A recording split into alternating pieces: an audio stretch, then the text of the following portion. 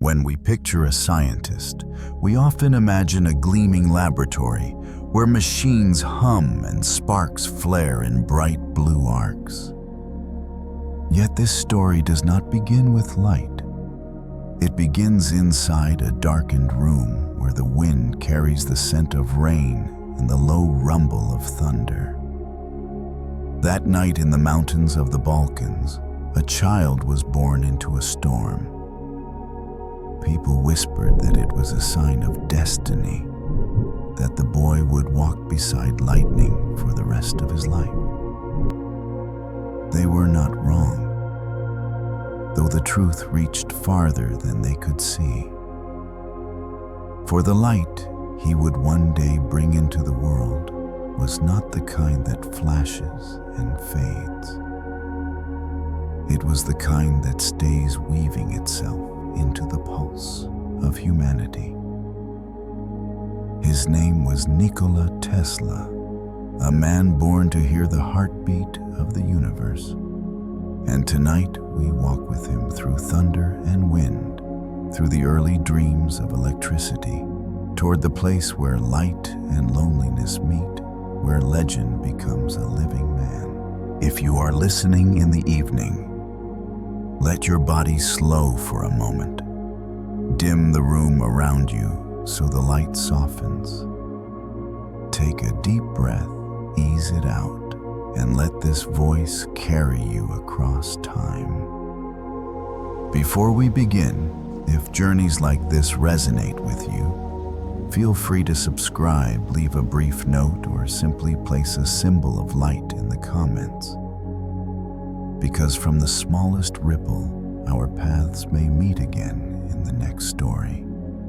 Now rest back and let this telling settle around you, like the first wind of the night carrying the scent of a legend about to be named. Chapter 1: The Night Tesla Was Born. It was a summer night in 1856. The small village of Smiljan lay tucked among the Croatian hills. The sky never turned fully dark. Lightning kept tearing across it in blinding cracks, opening brief wounds of light in the night.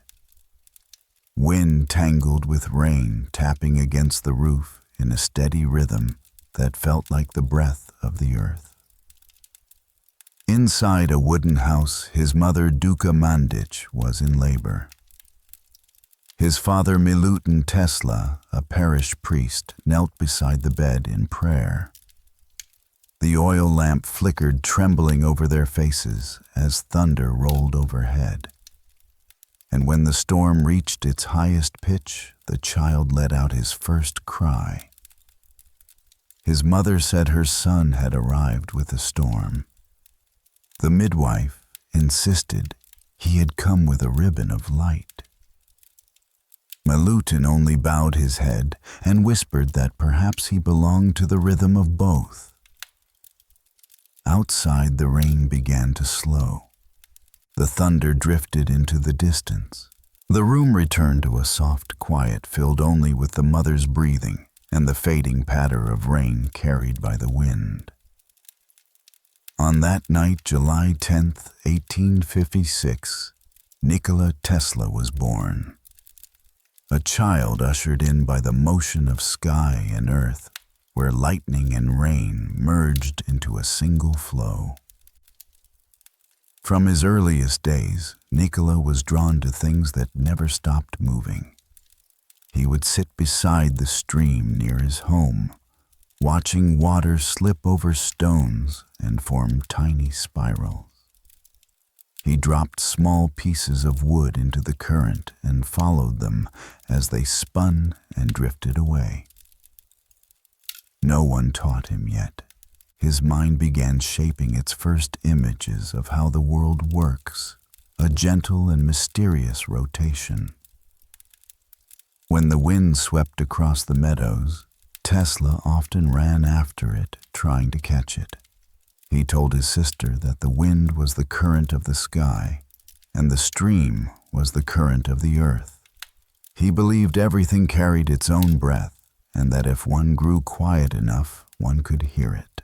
Many afternoons, he lay on the grass, watching the clouds drift, while he counted the breathing of the heavens. His mother spent long hours at the loom. The spinning wheel turned in a steady murmur, a soft wind repeating itself. Duca crafted tools by hand, knives, needles, frames. Never schooled in engineering, yet her hands carried the memory of movement. Young Nikola sat silently watching her guide the threads. Whenever a strand snapped, she joined it again, slow and calm, as if she were mending two beats of the same current. Once, when he asked why the spinning wheel never seemed to tire, she told him it moved in harmony with the rhythm of the world. From that moment, Tesla began to believe that everything held a pulse of its own, and anyone who could listen to it would understand the world more deeply. From his mother's hands, he learned to see life inside every motion. Chapter 2. A Mother's Hands. In the middle of the 19th century, the Balkan lands were still wild and quiet.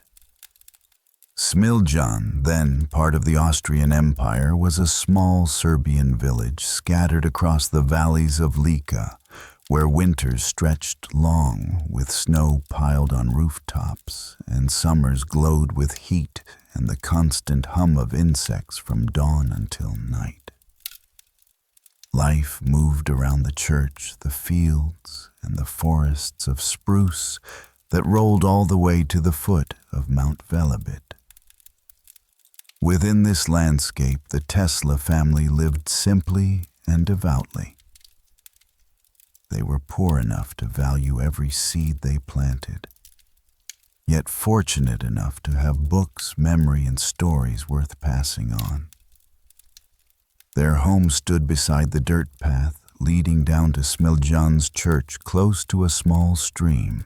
Each morning the church bell rang 12 steady notes that drifted through the mist, blending with the crowing of roosters and the rush of water. At 4 years old, Nikola often woke before sunrise. He sat at the window, breathing in the scent of his mother's bread, the pine wood burning in the stove, the damp earth after a night of rain. Those sounds, colors, and fragrances became his earliest memories. They carried rhythm and pulse, like a quiet score beneath a mind already filled with images and echoes. Nikola's mother, Duca Mandic, was known in the village as the woman with remembering hands. She could not read or write, yet she held in her mind hundreds of patterns for weaving, knitting, and braiding.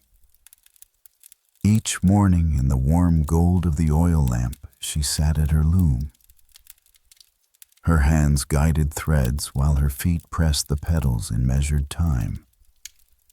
The spinning wheel hummed, threads tightened, then eased, all weaving a gentle cadence that joined the small wooden house to the living rhythm outside. Nikola sat beside her, his eyes wide and bright, following every motion. When a breeze slipped through the window, the thread quivered like the string of an instrument. He told his mother her loom could sing. She smiled and said it was the voice of the current that keeps everything alive. Light filtered through the thin curtain and fell in soft gold across the packed earth floor. Dust floated in the beam, shimmering like tiny drifting planets. The boy held out his hand, letting the dust settle on his skin, imagining it as the glow of distant worlds passing through his palm. By midday, the stream outside ran clear and louder, water striking stone in bright echoes. The air smelled of dry grass, damp wood, and kitchen smoke. Swallows flew low against the sky. Inside this quiet world, the loom continued its steady rhythm, beating like the heart of the home. Nikola grew up with that sound, the sound of patient repetition and hands that never cease their work. The Tesla family had little wealth. His father Milutin served as the village priest of the Orthodox Church. He spoke with a deep voice, carried a scholar's knowledge, and loved poetry and philosophy.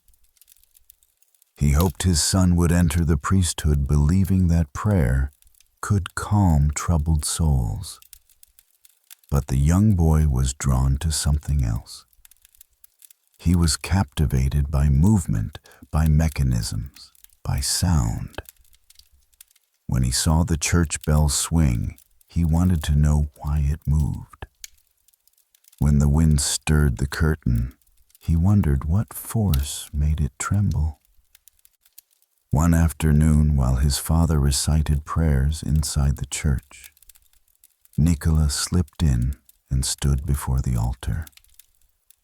Candlelight shimmered on the brass candlestand, scattering small shifting reflections that swayed with the draft. He watched them for a long time before whispering that even light had a breath of its own.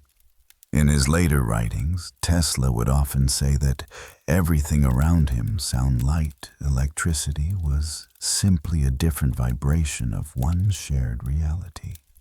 Duca understood her son's difference. She rarely stopped him, only observed in quiet, as if afraid to disturb something delicate unfolding inside him.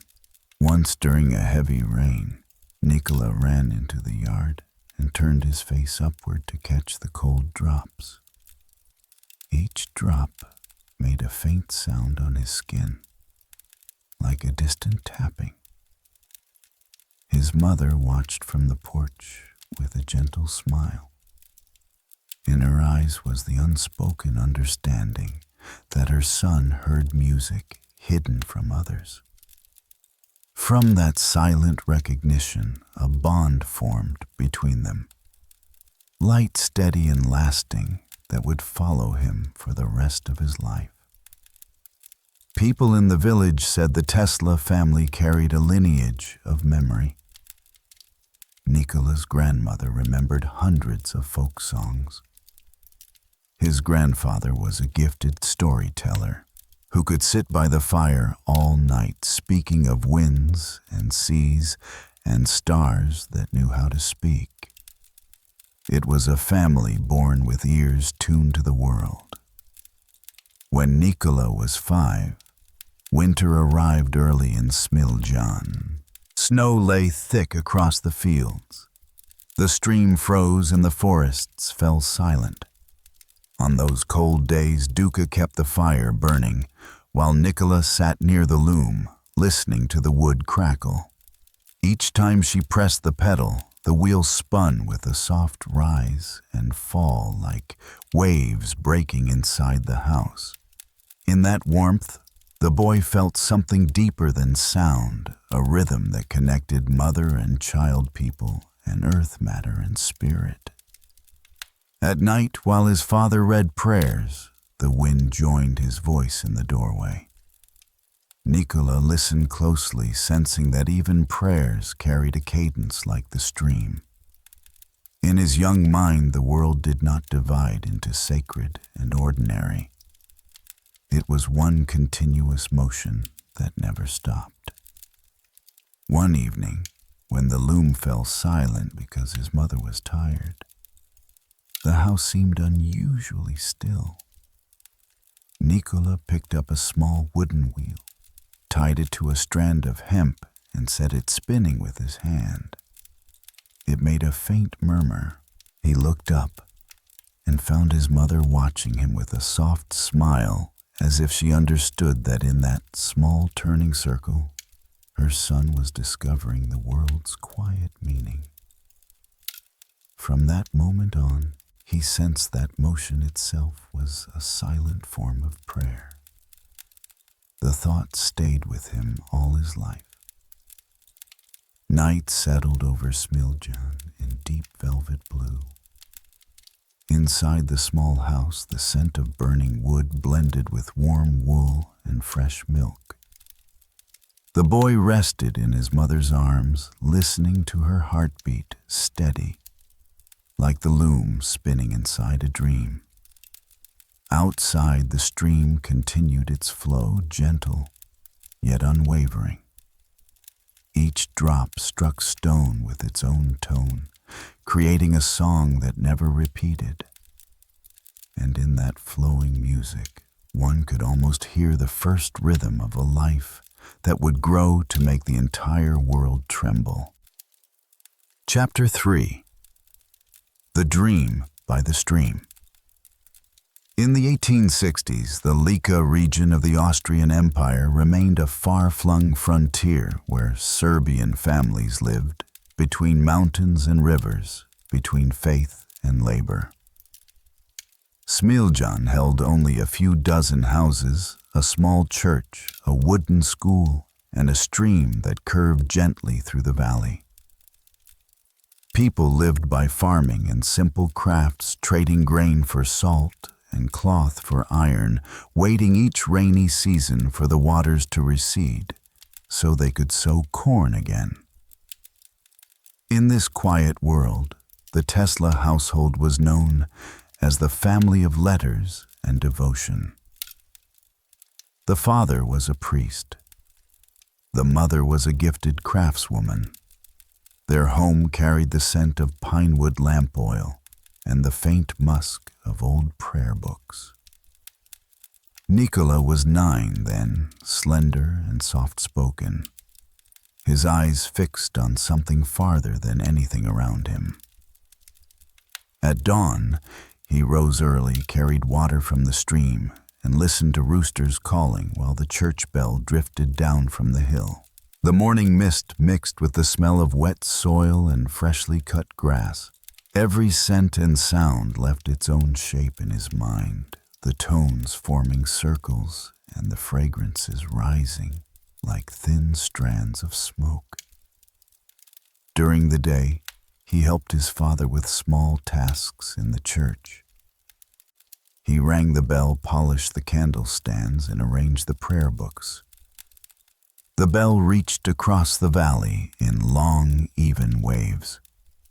Each time he heard the metal ring, he sensed it did not end at once, but stretched outward like an invisible thread.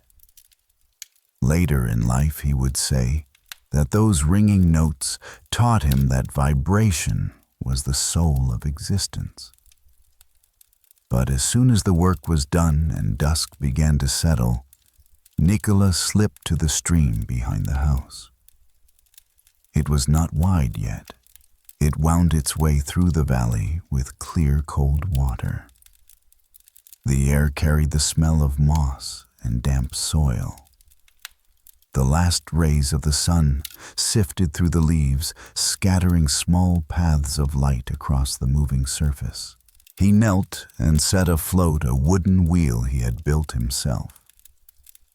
It turned gently as the current touched its paddles with soft ticking sounds. In that sound, he heard something wondrous.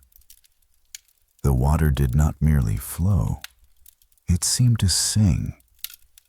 Each stone, each bend created its own rhythm. He lay on the grass, breathing the scent of moss, while the earth trembled faintly beneath him.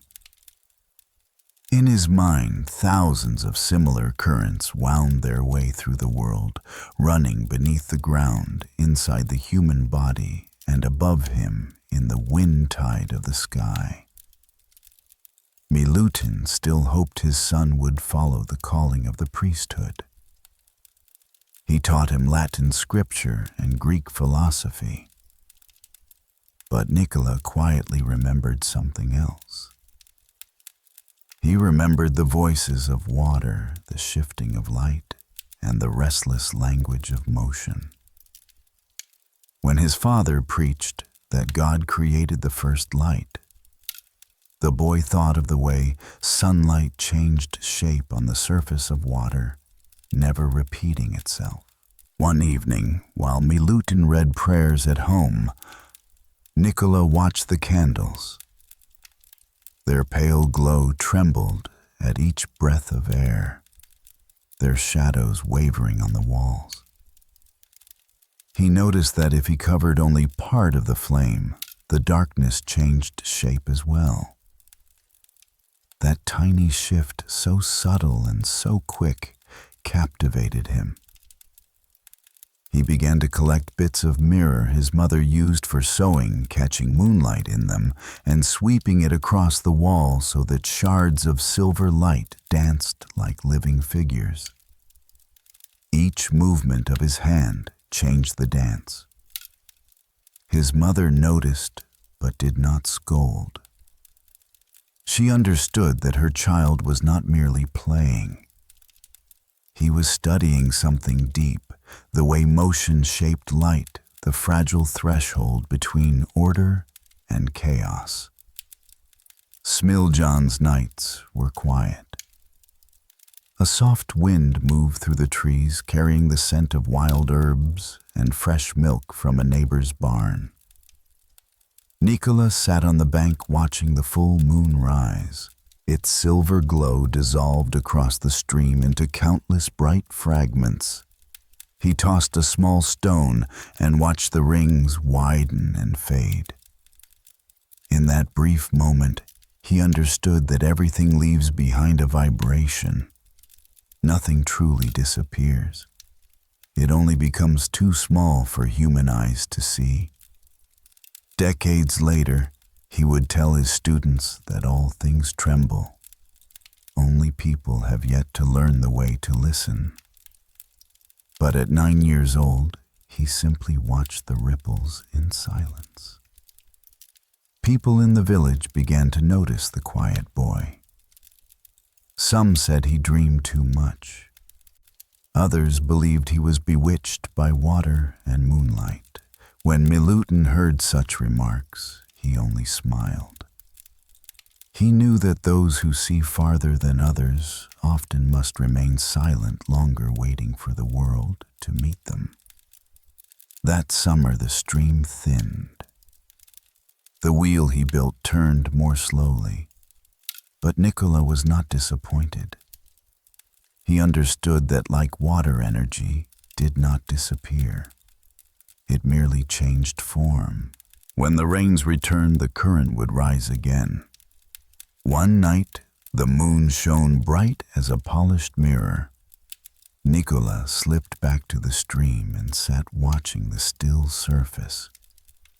He imagined millions of tiny particles within it stirring. If he could bring them into one shared rhythm, he thought they would create limitless power. The idea passed as quickly as a breath, yet it left a long, bright trace in his mind. Many years later, standing in his New York laboratory, surrounded by blue sparks humming through the air, Tesla may have remembered that night, the moon scattering itself across the water in Smiljan, the moment when his first dream of endless energy quietly took hold. The stream kept flowing long after he left.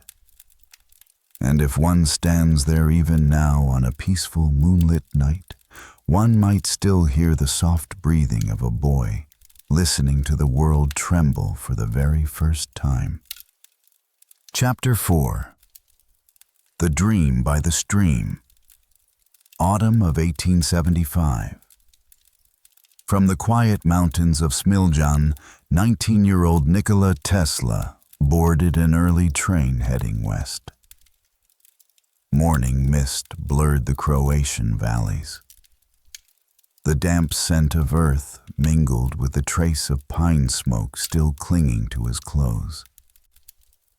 In his hand was a small suitcase holding a few notebooks, a steel pen, a family photograph, and a folded slip of paper his mother had tucked inside before he left.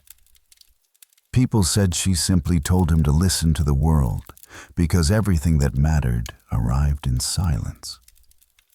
The train climbed through mountain passes, the wheels striking the rails like the heartbeat of a dream beginning to move. Graz in southern Austria was then a rising industrial center of the Austro-Hungarian Empire. Gas lamps lit the streets. Carriages turned across cobbled intersections. Steam drifted from textile mills, carrying the smell of oil and the rumble of engines into the air. Into this new age stepped a young student entering the Polytechnic, a place where science was becoming the fresh language of a new century. Tesla stood out in his first year. He learned quickly, remembering every formula, every equation of electrodynamics. He did more than copy them. He saw them. When his professor lectured on electric currents, his mind filled with spiraling bands of light. While the class watched the chalkboard, he saw an unseen world vibrating around a coil of copper. The lecture hall was vast, the walls tall, echoing with the tap of chalk. Sunlight from high windows fell across the dark hair of the young Croatian student, catching the distant gleam in his eyes. The professor introduced the direct current generator, a heavy metal machine driven by a leather belt.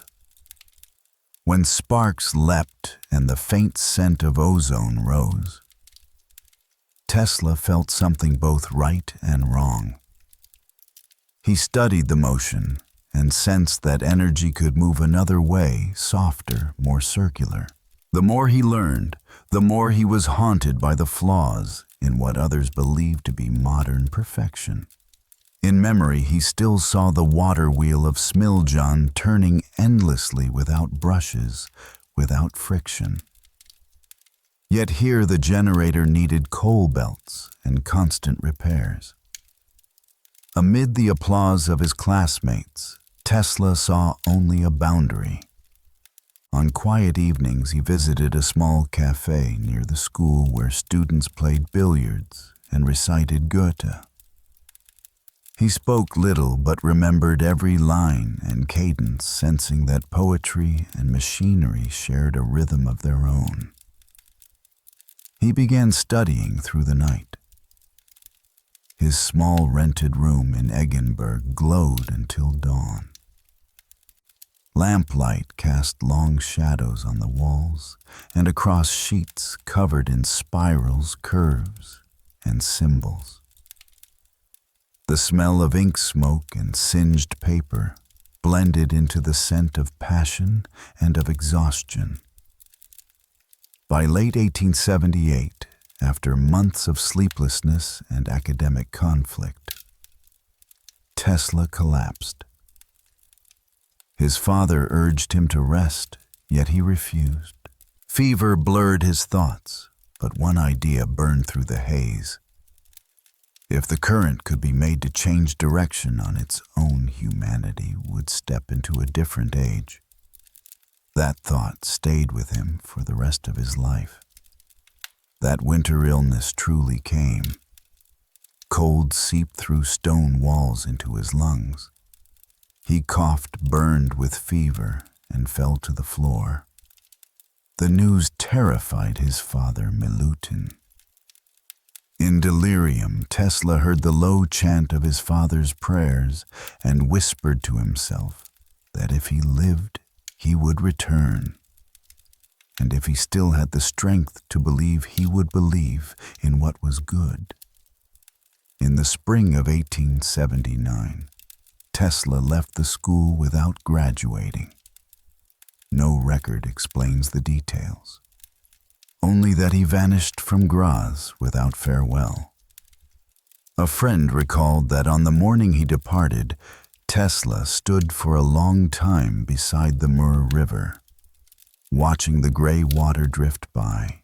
Snow melt thickened the air with cold moisture, and in that murmuring flow he sensed himself at a fork between two currents, knowledge and life.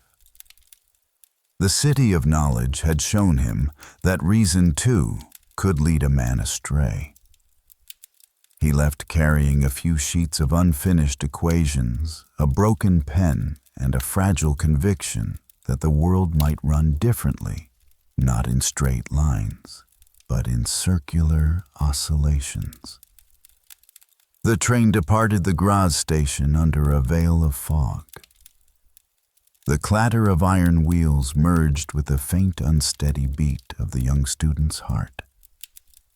Outside the window, the street lamps faded, giving way to darkness. In that darkness, one thing remained.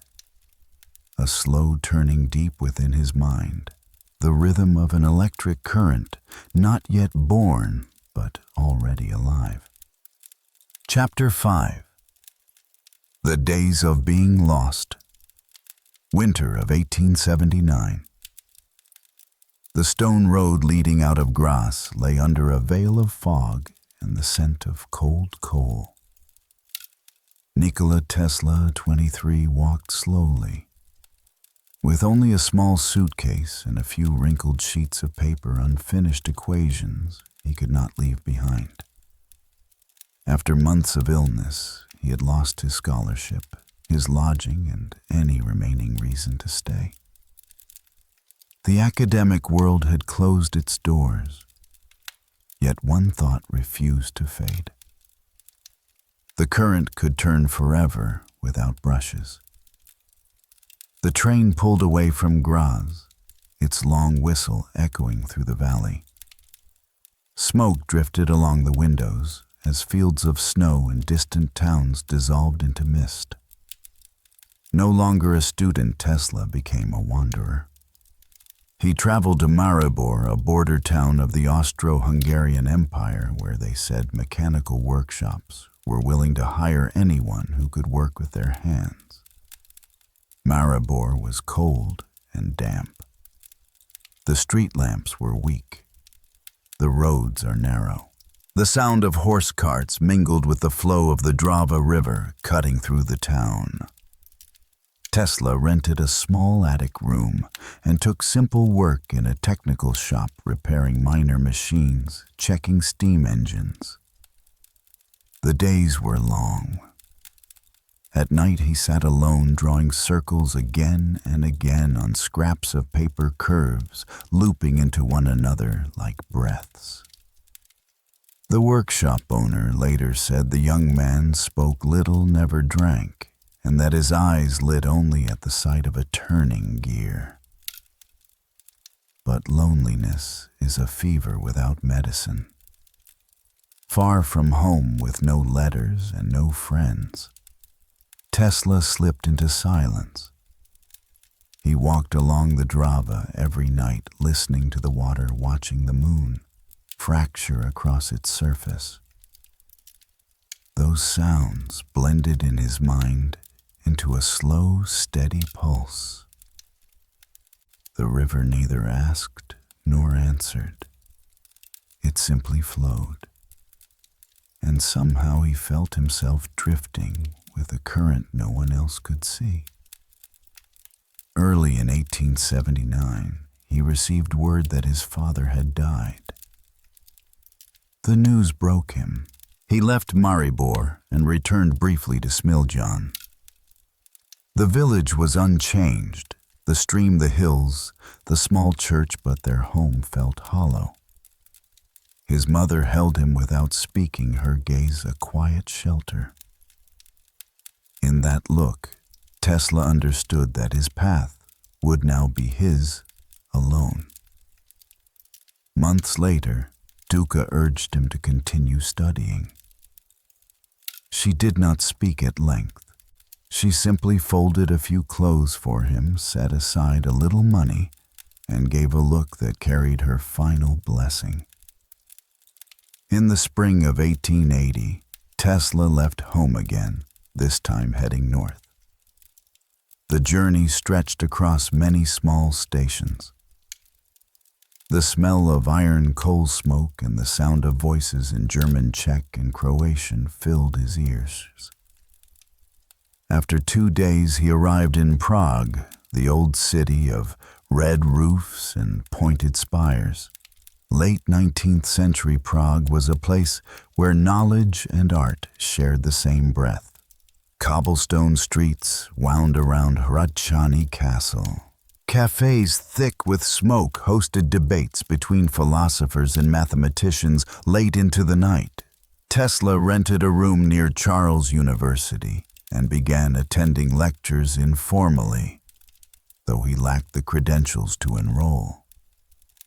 But the library welcomed everyone, and that was enough. He spent nearly all his hours there. In that quiet space, in the smell of old paper and polished wooden desks, he read Faraday and Maxwell in depth for the first time. The pages told of electromagnetic fields, of the bond between light and vibration. He read like a thirsty man forgetting to eat. Sometimes when the oil lamp flickered, he saw in his mind waves of electricity crossing one another in spirals, an invisible dance of the universe. He began to believe that electricity, light, and motion were simply different forms of one essence. There were no boundaries between them, only frequencies. Change the frequency, and the form would change. The idea opened a new door, a philosophy of energy he would follow all his life. Some nights, Tesla walked along the Vltava River. The sound of water against stone, the wind slipping through the arches of old bridges, and the distant rise of church bells merged into a steady rhythm. He realized that sound, light, current, even human breath, everything was vibration. Every living thing and every object had its own frequency in the world's continuous score. Later notes say, Tesla lived with great austerity at times, surviving on bread alone. Yet no one heard him complain. In his small rented attic by the weak light of a lamp, he filled pages with equations and drew hundreds of circles, his hands steady even in the cold. Intellectual fever kept his body warm.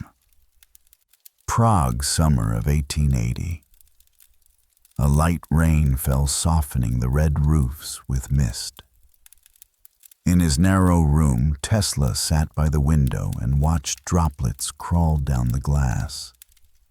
They joined, separated, then joined again. In them, he saw the nature of energy. Never lost, never still, always changing shape and direction. No one witnessed that moment. But perhaps it was then that the final seed of alternating current took root. By the end of 1880, Tesla left Prague carrying a notebook thick with sketches of oscillations, frequencies, and rotating fields. On the train, he looked out the window at the pale sky and young green fields, listening to the steady clatter of iron wheels. In his mind, he heard again the pulse of the Vltava, a rhythm he would carry all his life. People later said that every step he took carried the echo of that river, the place where a young wanderer once heard the first music of the universe. And so, the wanderer began to step out of darkness toward another place where ideas would burst like thunder, and where the first current would learn to spin in light. Chapter 6. The moment the light ignited. Wind moved across rooftops, through rows of trees, across the squares where Budapest was waking to the pulse of the industrial age. Steam drifted from iron chimneys and mingled with the morning fog in a damp haze that smelled of coal and metal. In the midst of it, a young man walked along the Danube with a dark coat and a small notebook in hand. No one noticed him. Yet up close, one might have seen the same light in his eyes that shimmered on the river's surface, the glow of an idea just beginning. Budapest in 1881 was a city in motion. The chain bridge had recently linked Buda and Pest. Telegraph stations rose across the districts. New telecommunications companies raced to test their latest lines.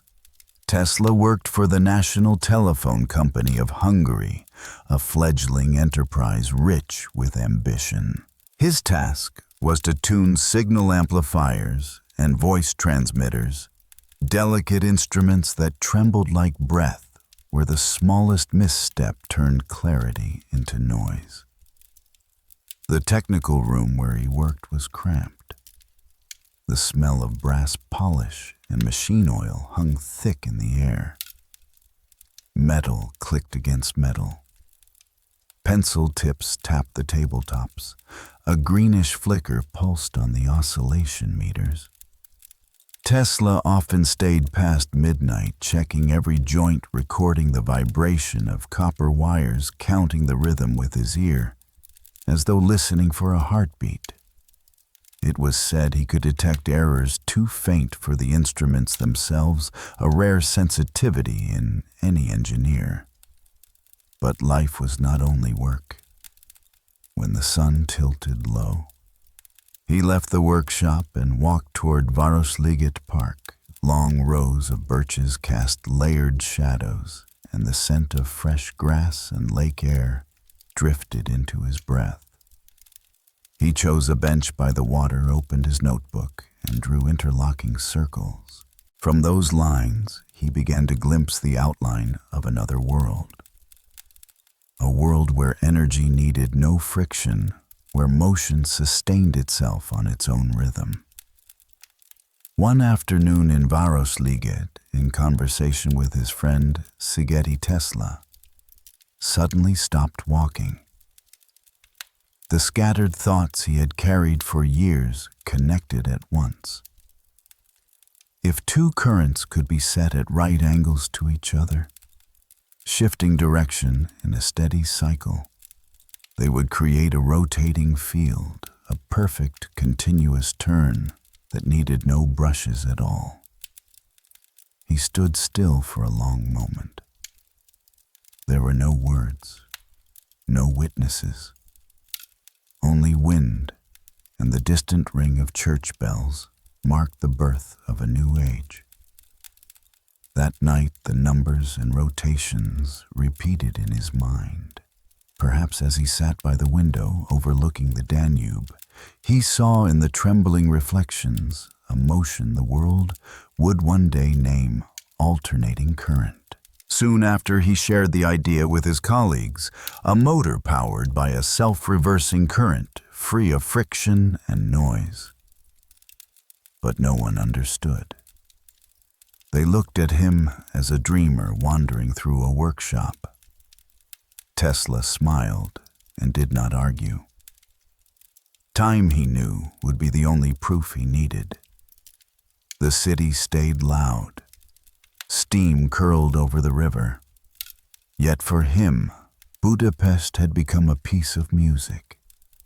Every sound, the bells, the water, the voices, fell into rhythm.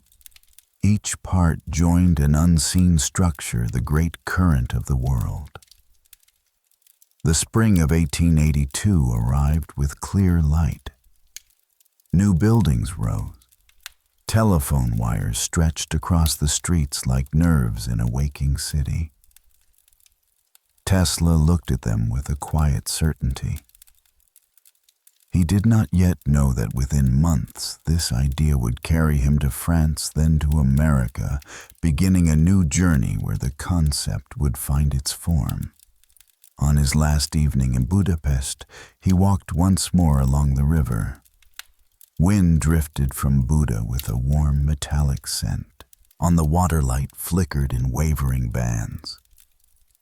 He watched them with a feeling of deep familiarity, as if the whole river were moving to the same frequency pulsing through him.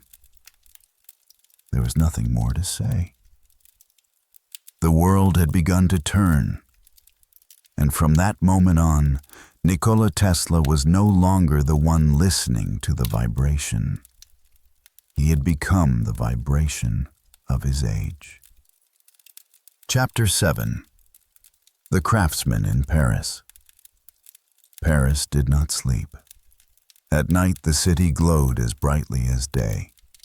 Gas lamps lined the boulevards, casting their reflections on rain-damp streets. The clatter of carriage wheels mingled with the cry of street vendors, the hiss of new electric trams, and the laughter drifting from wine shops along the Seine. The air carried the scent of coffee-hot metal and coal smoke woven into one breath, the breath of an age remaking itself. Into that world stepped a young man arriving at Gare du Nord. Nikola Tesla, 26, was carrying in his mind a dream of a current that could turn on its own. He came to Paris in 1882 on the invitation of Tivadar Puskas, his old colleague from Budapest, who now oversaw the European branch of the Continental Edison Company. The city was the capital of light and the beating heart of a newborn electrical industry. Every street spoke of Edison, the inventor of the century revered as the emblem of modern progress. Tesla entered that vast machinery as an unknown engineer from a distant village in the empire. The Edison works lay in Ivry-sur-Seine, a district of red brick buildings and tall chimneys rising against a gray sky.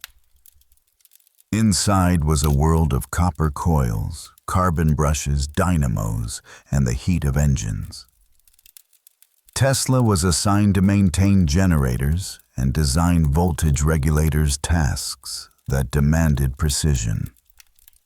He worked without pause, often staying until late at night, bent over a desk, sketching circuit diagrams and searching for what others had overlooked. People said that in the quiet hours, he sometimes paused simply to watch the gears turning, not because they were beautiful, but because he sensed a rhythm within them that spoke to his mind. Each machine felt like a living body with its own breath. To him, energy was not a force alone. It was a form of life. Once, while examining a trembling DC motor, he murmured that nothing was truly perfect as long as friction remained. Energy, he believed, should move by rhythm, not by contact. His first months in Paris were a blend of exhilaration and solitude. By day, he drowned in machinery. By night, he wandered along the Seine, watching light ripple on the water like drifting electric bands.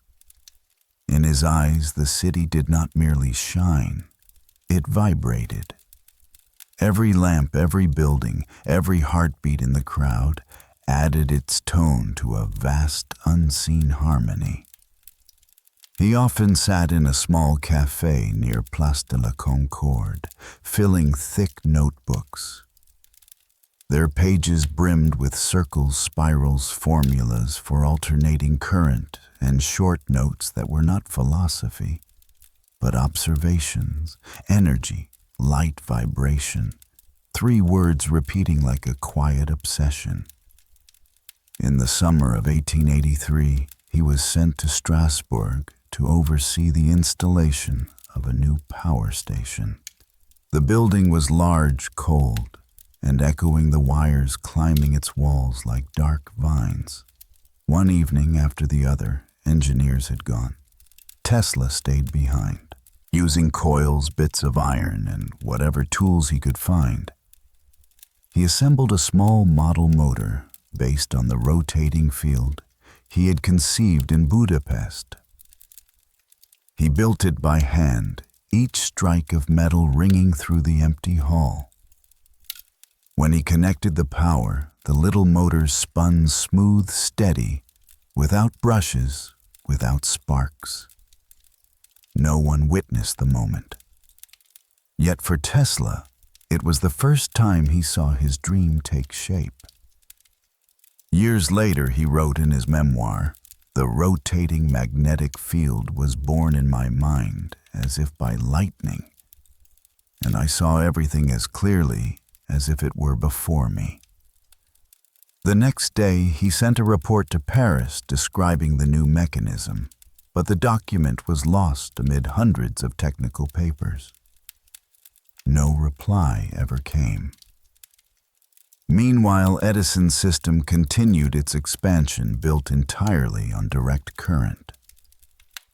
Across Europe, the world praised Edison, the Wizard of New Jersey.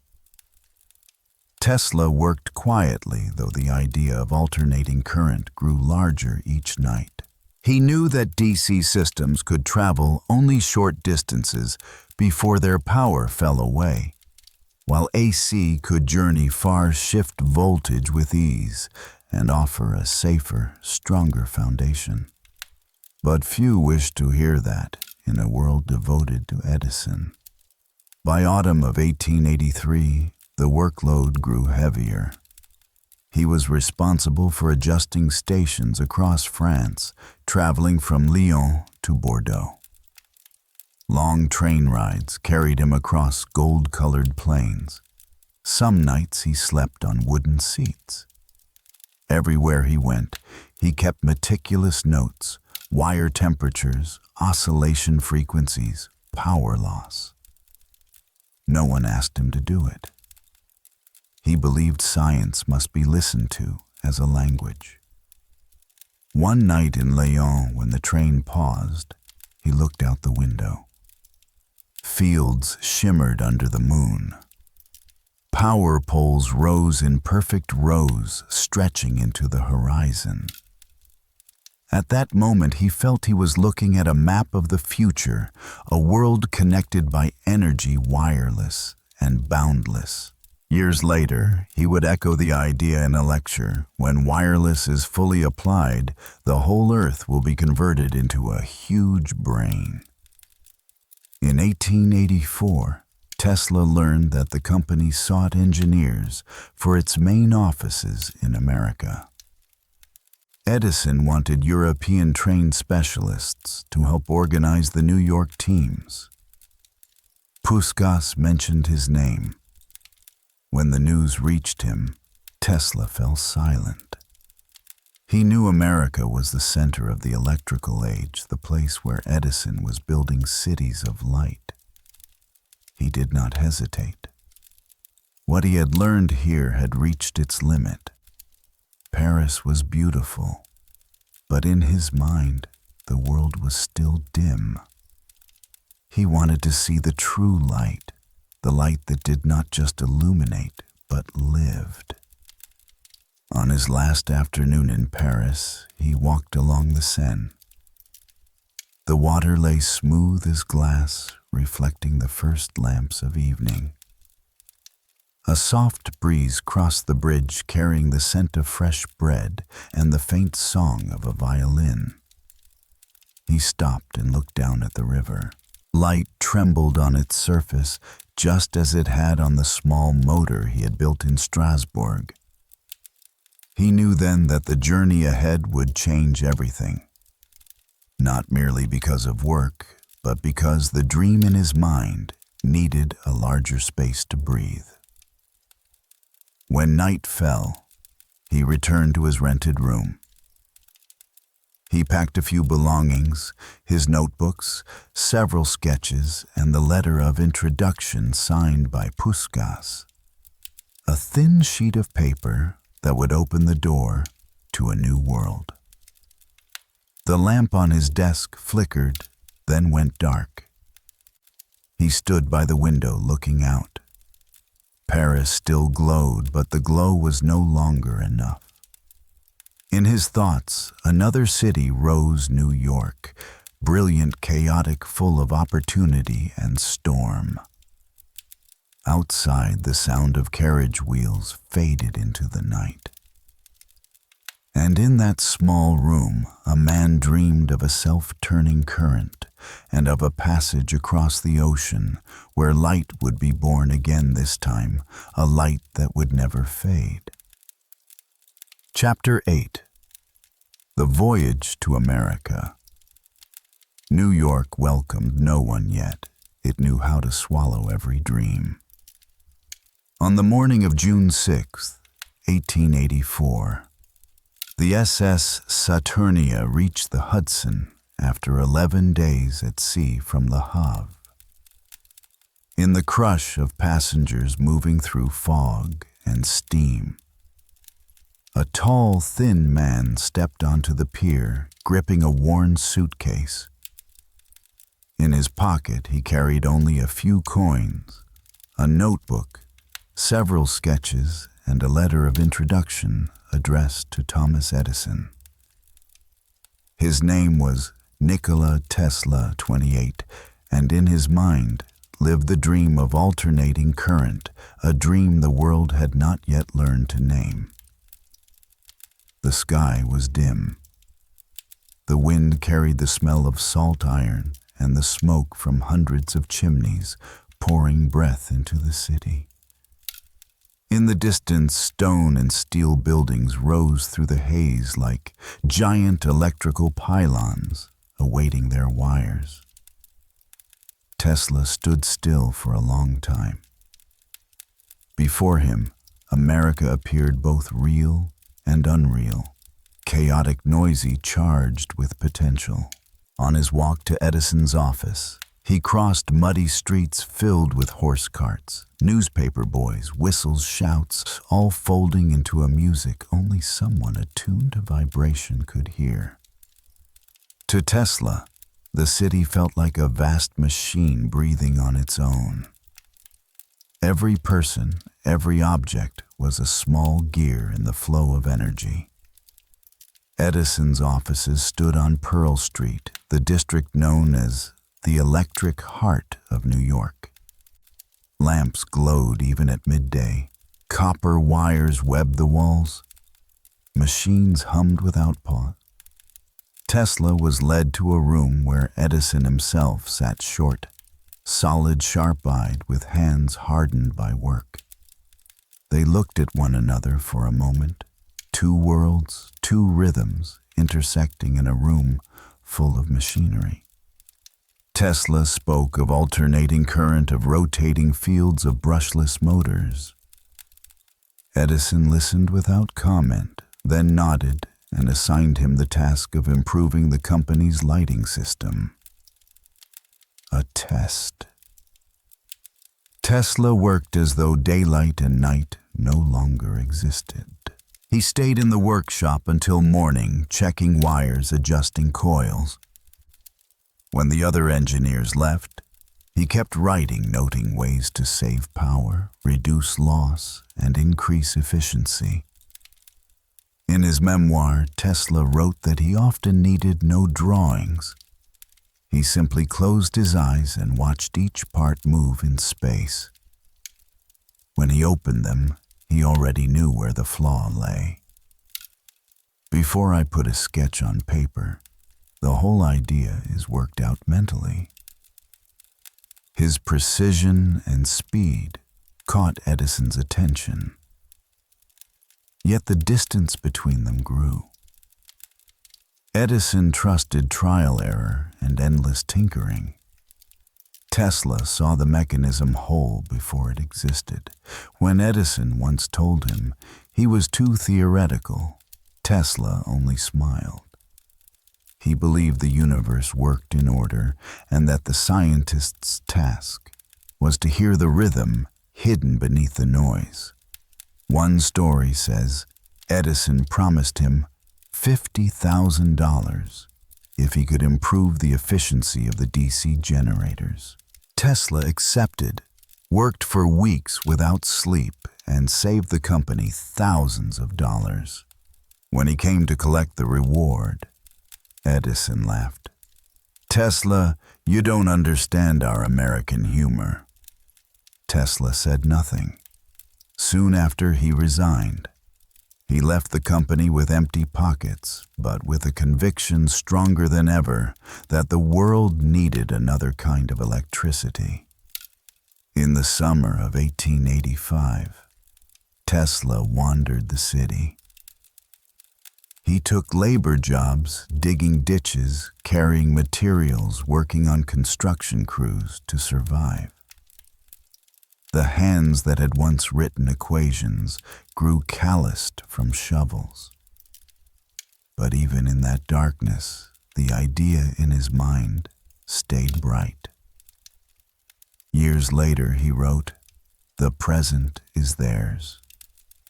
The future for which I really worked is mine." New York's nights never slept. Crowds and lights pulsed like living circuits.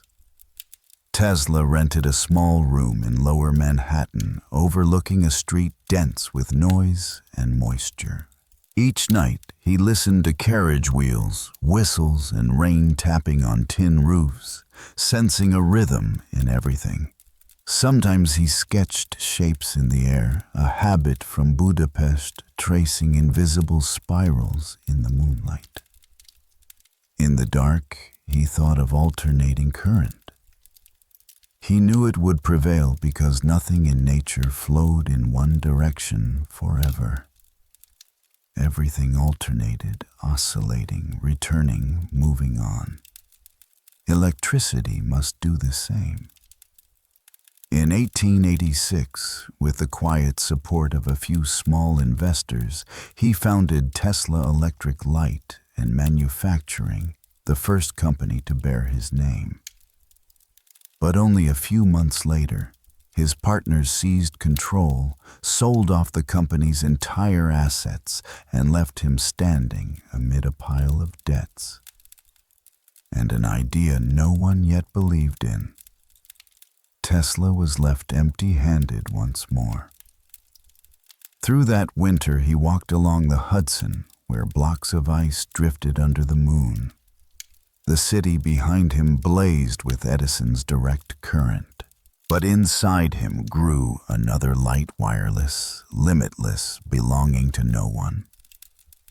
A friend later recalled that Tesla often worked until dawn, then stepped into the streets just as the city woke. The Hudson wind blew cold, carrying dust and the faint smell of electricity. He walked slowly, hands still scented with metal eyes, lifted to the gray sky, where clouds drifted like invisible fields. No one knew that within that quiet silhouette, the world's direction was about to change. For that immigrant carried with him not just an old suitcase, he carried his own lightning, a light that would one day force all of humanity to reconsider the very way it lived. Chapter 9. The Fateful Confrontation. Every revolution begins in silence. As the winter of 1886 loosened over New York, the city settled into a gray, industrial mist. The sound of electric trolleys' gears turning, and steam pouring from iron chimneys blended into a relentless mechanical score. On the streets of southern Manhattan, a tall, thin man with worn shoulders walked through the cold wind.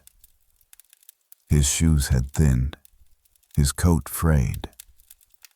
Yet, in his hand, he still carried a notebook. Few knew that inside it lay the blueprint of a world not yet born, one where electricity would no longer run in straight lines, but oscillate freely like breath. After leaving Edison's company, Tesla entered what he later called his season of silence. Without salary or laboratory, he took any work he could, digging trenches, laying pipes, tending pumps in small city workshops. Each day passed heavily. Each night he returned to his damp rented room and drew. On the scratched table, lamplight fell across circles and equations. In the thick air of smoke and exhaustion, Tesla still heard the faint tapping of an idea, the quiet pulse of the heart. One evening, walking past streets newly lit by direct current, he stopped to look up. The pale yellow light trembled in the fog as though it were breathing too fast. Something felt wrong.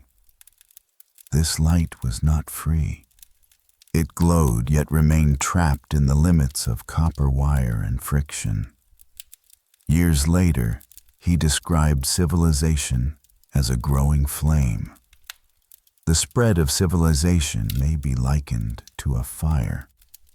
First a feeble spark, next a flickering flame, then a mighty blaze. Perhaps that image was born in nights like these, alone beneath a restless sky. A year later, with spring, came the first shift of fortune. A few former colleagues from the Edison workshops heard that Tesla was still working tirelessly on his own. They pooled their savings to rent him a tiny room on Liberty Street. Barely enough space for a wooden table, several coil frames, and a small window facing a damp brick wall. Each night through that window, a strange blue light flickered different from any street lamp outside. In that cramped room, he built the first working models of the alternating current motor. A coil, a magnet, a rotating field. Everything aligned like notes in a perfectly timed melody. When the current reversed, the iron disc spun forward, then back, then merged into a seamless circular motion. No noise, no sparks. Tesla watched it turn and felt he was hearing the breath of the universe. In 1887, he filed the first 7 patents for his AC system. Each page was a map toward the future. Engineers around the city whispered about it with equal doubt and curiosity. Edison remained silent, though people said he frowned when told the news, for he sensed that somewhere someone was dreaming a different kind of electricity. Between the two men, the distance was more than technical. It was a matter of faith. Edison trusted experience and endless trial and error, adjust and try again. Tesla trusted the integrity of an idea. If the mechanism was true, the machine would prove it simply by turning. Edison saw electricity as a tool. Tesla saw it as the language of nature. Two poles of the same world at once attracting and repelling, like the very currents preparing to collide. By late 1887, Tesla began public demonstrations. In the dim room, the AC hum rose like the sound of summer insects. He switched the power on. The iron disc spun smooth, steady, silent. One engineer remarked that the motor seemed to use almost no energy. Tesla smiled and said nothing beyond the simple truth that nothing is ever lost. Humanity merely fails to see the path by which it returns. Meanwhile, Edison expanded his direct current network. Newspapers called him the Wizard of Menlo Park. Posters on every street corner read, "Safe, reliable, the light of progress," in smaller type beneath alternating current kills. One afternoon, Tesla stopped before one of these posters. He studied it for a long moment, then walked on without a word. There was no anger in his eyes, only the calm certainty of someone who knows which rhythm is true.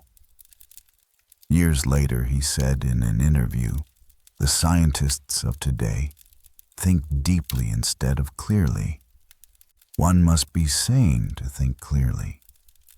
A thought born perhaps in these very years when he had to remain clear-eyed amid the tangled currents of a new world. In the winter of 1888, he completed another prototype. Snow covered the streets outside. Inside, a faint blue light quivered like water. Each time he flipped the switch, there was a soft crackle, not thunder, but a warm, steady exhale of metal. He watched it turn, feeling as if his own pulse had synchronized with its frequency. After the experiments, he stepped into the street. Night lay cold across the city, fog drifting over the river lamps, glowing faintly on the water. He walked along the Hudson, shoe-soaked notebook still in hand. With each step, he heard the wind brush the wires above him, a low, familiar vibration, as if the current were greeting the one who understood it. Across the river, New York shone with Edison's light. On his side stood only Tesla and the wind. Two poles of the same world, one man harnessing energy, another listening for its soul. Later he said that his guiding aim in all his work was to harness the forces of nature for the service of mankind. The wind carried the words away. No one heard except perhaps the water trembling as if in quiet reply. And far away in an industrial city called Pittsburgh, a man read about Tesla's discovery and thought quietly that it could change the world. Soon, very soon, the two frequencies would meet. And from that meeting, humanity would enter a new age. Chapter 10. The One Who Believed in Tesla. Nothing was truly quiet in New York at the end of the 19th century. Steam engines clattered. Hooves beat against wet streets. Metal struck metal in a constant clamor. The city did not seem to breathe. It vibrated with ambition and electricity. And in the midst of those workshops and yellow lamps, Nikola Tesla, after years of silence, began stepping back into the light. By the spring of 1888, he held 7 patents for alternating current. Each sheet described a world governed by oscillation rather than force. When the news spread, engineers responded with equal disbelief and curiosity. Tesla, meanwhile, worked in a small rented shop on South Fifth Avenue, where each evening a pale white glow from his experimental coils spilled through the window like the breath of a living machine. On May 16th, he arrived at the American Institute of Electrical Engineers to present his work. The hall was crowded and hot thick with cigarette smoke and the smell of fresh ink. He stood at the lectern, holding a small brass model, his voice even and slightly hoarse. For 2 hours, he spoke of rotating fields of currents that reverse themselves, of the possibility of sending power across great distances without loss. There were no dramatic effects, no flashes of light, only the white chalk circles he drew on the board and the quiet radiance in his eyes for the world he saw approaching. When he finished, a brief silence swept the room. Then applause rose steady, resonant, as though the audience had glimpsed something beyond their familiar knowledge. Among those who stood was a visitor from Pittsburgh, George Westinghouse, the inventor and industrialist searching for a way to transmit electricity farther without wasting it. That night at the Delmonico Hotel, the two met. Opposites in nearly every way. Westinghouse practical, composed careful. Tesla slender, bright-eyed, speaking slowly, as if still in conversation with his own ideas. Their talk lasted until midnight. They spoke of electricity, of the future, of the freedom of energy. According to later accounts, Westinghouse expressed deep admiration, saying they both envisioned a new world, a world where humanity could illuminate the entire planet. The next morning, the contract was signed, worth roughly $60,000, with royalties for every horsepower generated. The sum was large, but what moved Tesla was not the money. It was a belief. For the first time, someone saw what he saw. In the months that followed, he moved to Pittsburgh to work in the Westinghouse laboratories. The industrial city smelled of iron and coal. The shops were immense, the machines thunderous, the air thick with oil. Yet within that heavy atmosphere, Tesla felt something new taking shape. Each evening he walked to the Allegheny River and watched the lights ripple across the water. Small waves rose and fell with the wind. In those moments he felt the city, the river, and himself vibrating to the same rhythm. In 1889, the War of the Currents erupted between Edison and Westinghouse. Newspapers divided. Edison continued to denounce AC as dangerous. Tesla said very little. He believed there was no need to argue, only to wait. Every vibration would eventually find its stable frequency. But he also sensed that light and shadow always traveled together. Each step forward required its price. The public was dazzled by brilliance, yet Tesla felt increasingly distant from the very light he helped bring into being. One afternoon, Westinghouse visited his workroom. Tesla was still drawing his endless circles, the lamp reflecting on hands gone pale with exhaustion. Westinghouse asked if he was wearing himself out. Tesla smiled and did not answer. In his eyes, light and loneliness had become one. That winter, when the first alternating current power station went live, the entire city blazed. Lights ignited at once. Cheers shook the streets. Tesla stood among the crowd in silence. The cold white glow washed over his face and thinned into the mist. To the world, it was a triumph of science. To him, it was vibration, millions of frequencies merging into one, the heartbeat of an artificial world just born. After the ceremony, he slipped away, walking beside the river. On the water, light fractured into 1,000 trembling shards, then drew itself back together like the breath of electricity.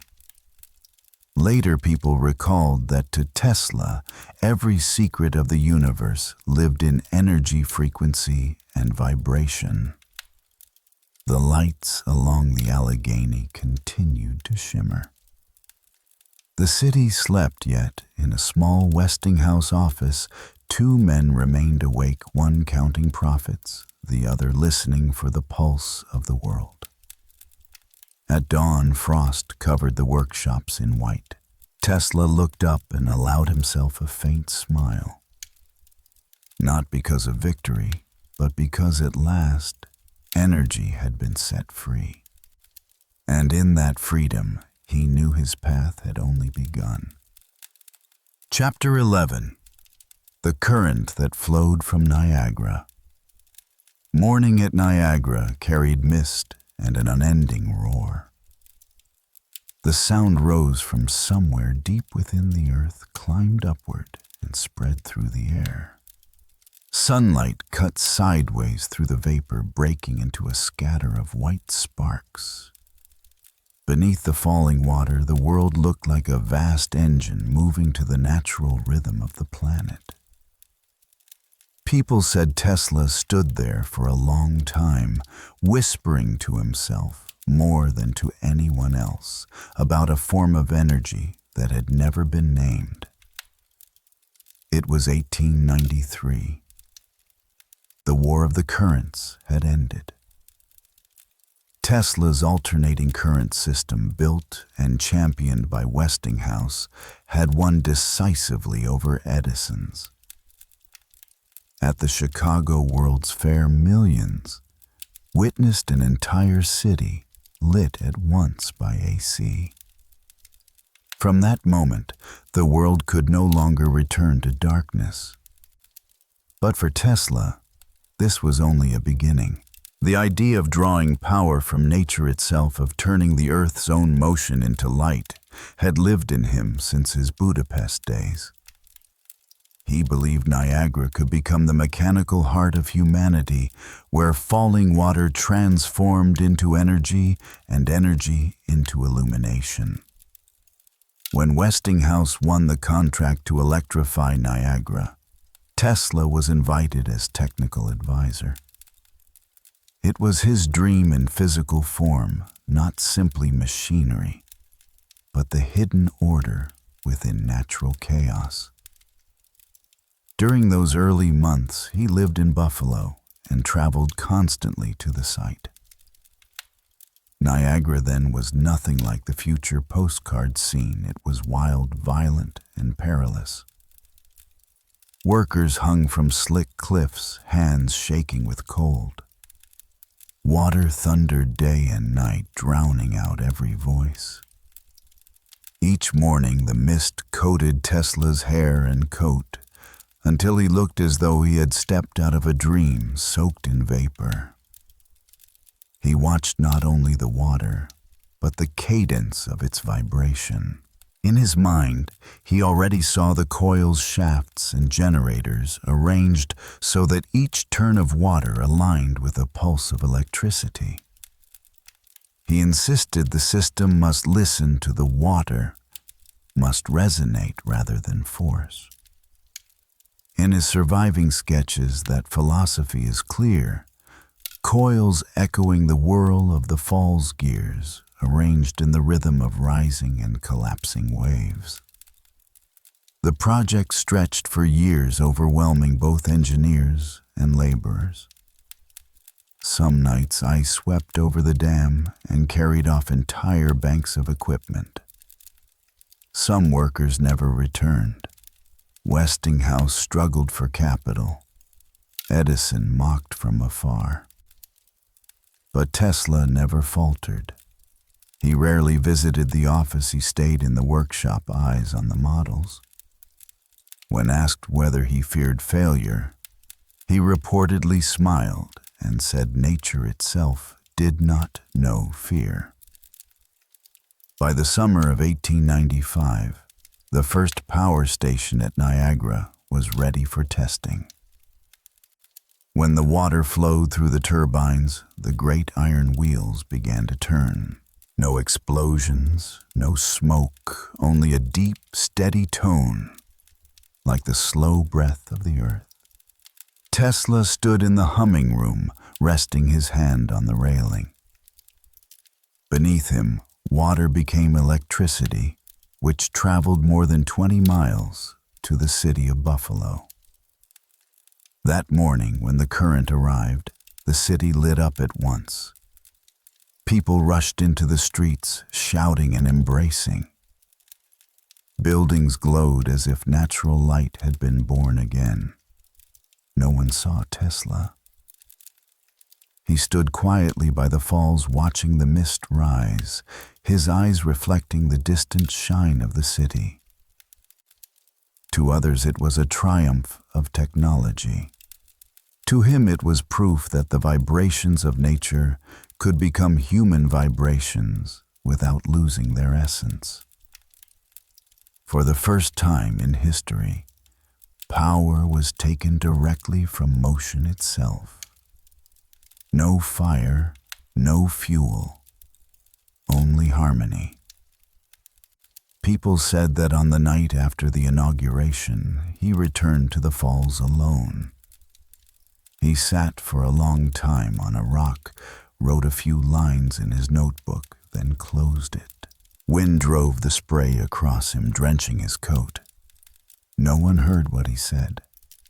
They only saw him place a hand on the ground, as though listening for its heartbeat. In the years that followed, the world called him the founder of the electrical age. Companies borrowed his name. Newspapers praised his genius, yet he cared little for any of it. According to Westinghouse records, When the company fell into crisis, he voluntarily surrendered his vast royalty rights, an act later considered greater than many inventions. To him, energy was meant to be shared, not possessed.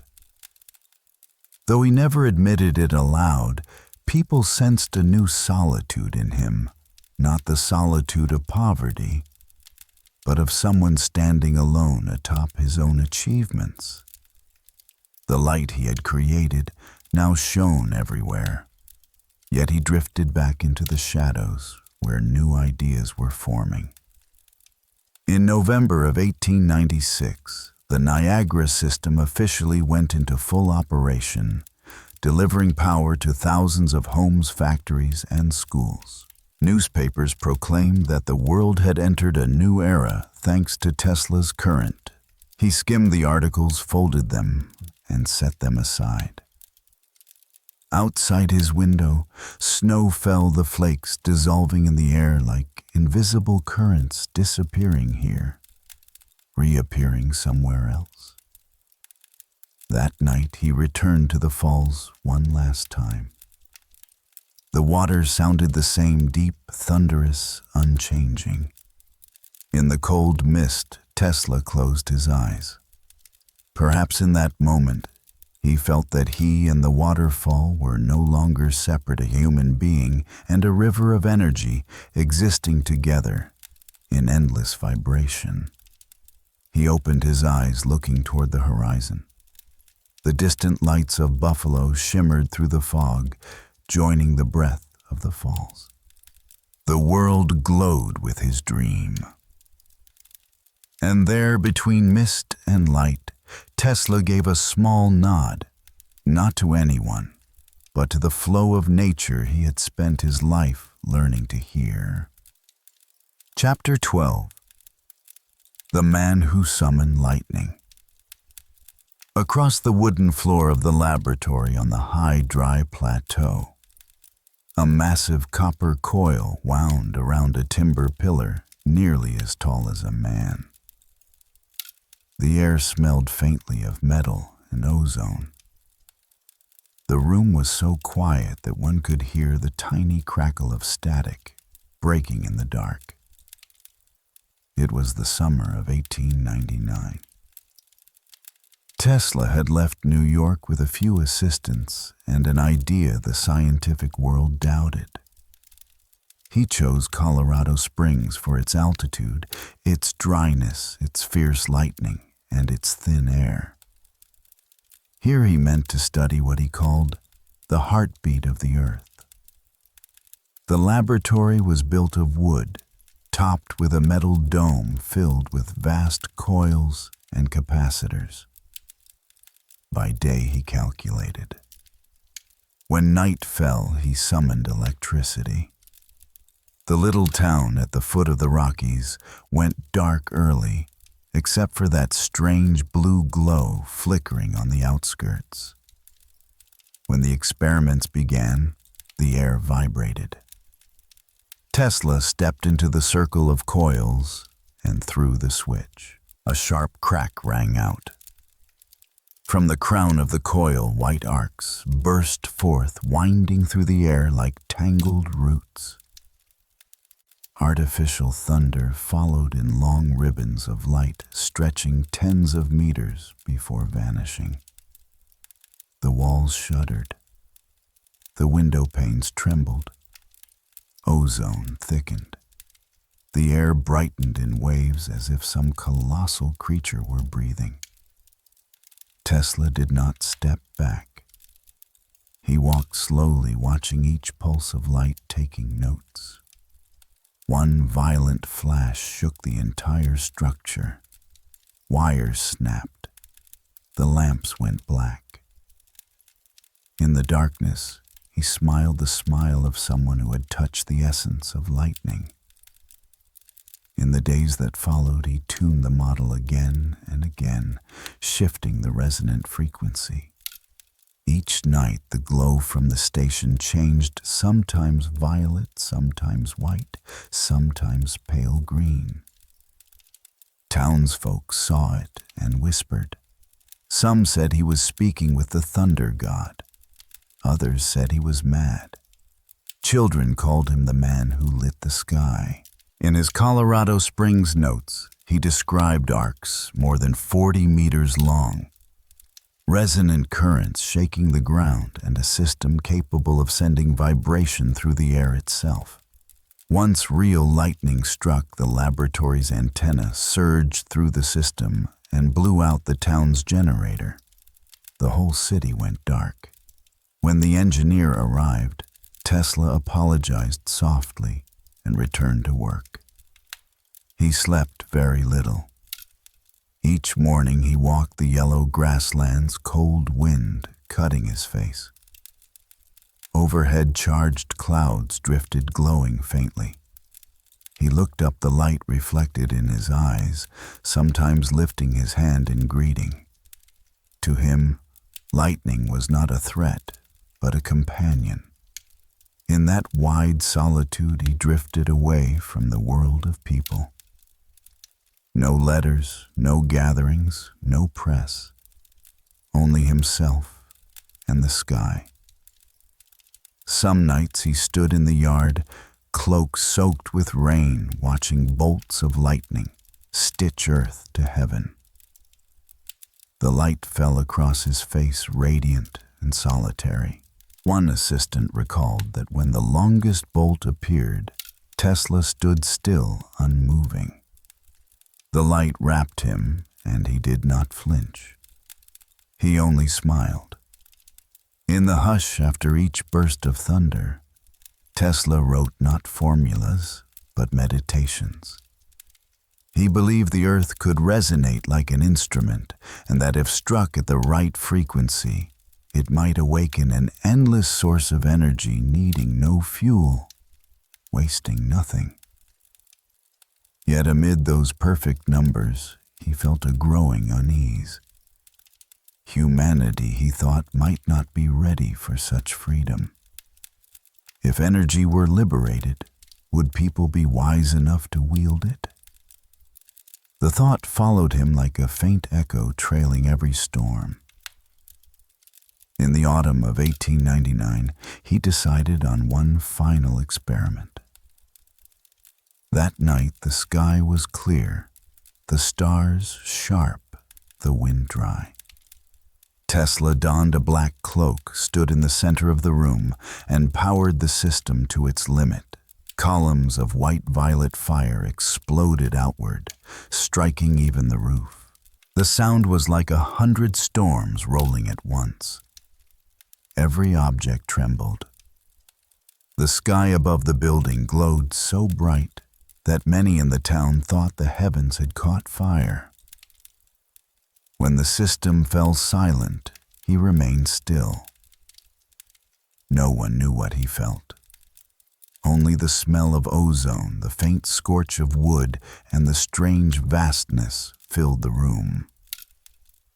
Later he wrote that in Colorado, he had once seen a light that did not come from the sun. At dawn, the lab was filled with mist. The copper coils still held a trace of warmth. Tesla sat and wrote a final note. Outside, the sky was quiet, save for a thin, pale streak over the distant ridge. He knew he would soon leave Colorado. The work was done. He had called lightning by name, and in its echo heard a truth that power and solitude are two faces of the same vibration.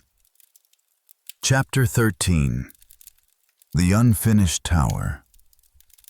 On the wind-swept shore of Long Island, the ocean breathed salt into the air. Dry grass bent low, dust curling around newly raised timbers. Against a gray sky, a massive steel frame was taking shape. A tall wooden shaft rising upward, crowned with a gleaming copper dome. Passers-by stopped, looked up, and asked one another what the man was building. No one knew the answer. Only Nikola Tesla understood. This would be the first tower to reach the sky. After the years in Colorado, he returned to New York with a single conviction: energy could travel around the Earth without wires. He had watched the pulse of lightning, heard electricity singing in the air, and believed the planet itself was a living, resonant body. Wardenclyffe would be the place where he tried to call that resonance by name. He chose the land at Shoreham, beside the Atlantic, moist soil, high sky, strong wind. Here he planned a tower nearly 60 meters tall, with a vast copper dome and foundations sunk deep into the earth. It would not only transmit signals, it would transmit power-free energy for all humanity. But every great dream needs someone else to believe. Tesla turned to J.P. Morgan, the man who controlled some of the largest streams of capital in America. Their meeting took place in a cigar-smoked room lamplight, reflecting on a dark mahogany table. According to later recollections, when Tesla spoke about wireless power and a world lit without wires, Morgan asked only one question: if electricity could be sent everywhere, who would pay for it? Tesla did not answer. He looked instead toward the window, where late afternoon light fell across the skyline. Even so, Morgan invested on the condition that the tower must first transmit commercial radio signals. Tesla agreed. He needed only the tower. The rest he trusted nature to reveal. Construction began in 1901. All of Shoreham shook with the sound of hammers and iron. Locals called it the Thunder God's Tower. Each evening, children watched from a distance as the skeletal frame carved its silhouette into the red sky. In the small house beside the site, Tesla worked through the night. His desk overflowed with drawings, formulas, coils of copper wire, the air thick with lamp smoke. At dawn, the sea wind rustled his papers like wings. He slept little. Dark circles sank into his face, yet his eyes remained bright. Sometimes he stepped outside and stared at the tower rising higher. The Long Island sky had a metallic hue. At sunset, the copper dome caught the light and set the whole shoreline aglow. Tesla said the tower was an instrument of the earth, a phrase the workers shrugged off as a metaphor. But to him, every bolt and every wire carried meaning. Just when the tower neared completion, the world shifted. In late 1901, news spread that Guglielmo Marconi had sent a radio signal across the Atlantic, built on principles Tesla had patented years earlier. The press hailed Marconi as the father of wireless. With that, Morgan stopped funding. The commercial advantage had gone elsewhere. Money dried up, workers left. The tower stood alone through the winter sky, its steel ribs exposed, wind howling through the beams. Tesla still came each day, measuring, testing, listening. He energized the coils, gauged resonance, and recorded the frequencies of the wind. At night, faint sparks still flickered at the copper sphere's tip, like the dying breath of a dream, refusing to fade. Friends urged him to stop. Newspapers mocked him, calling Wardenclyffe a lamppost for sleepless ghosts. Tesla said nothing.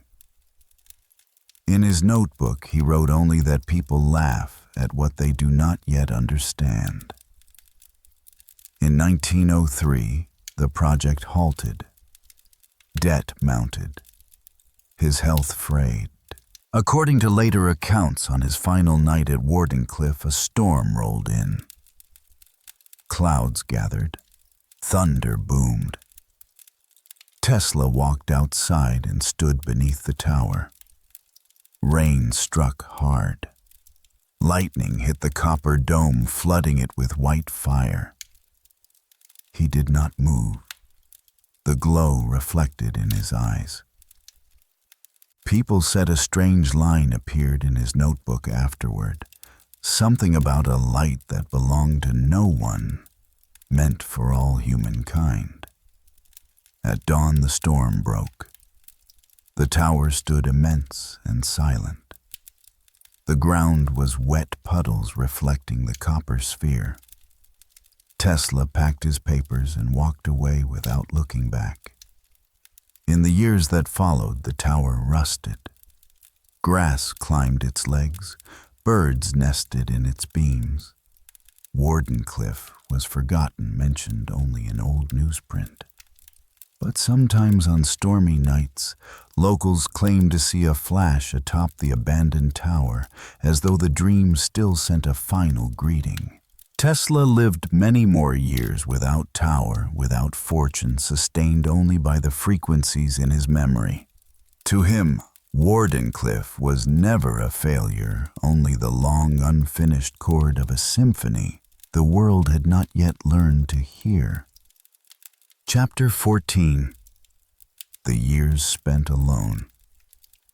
The doorman at the Waldorf Astoria used to say that every morning, just as the city began to wake, a tall, slender man appeared on the avenue.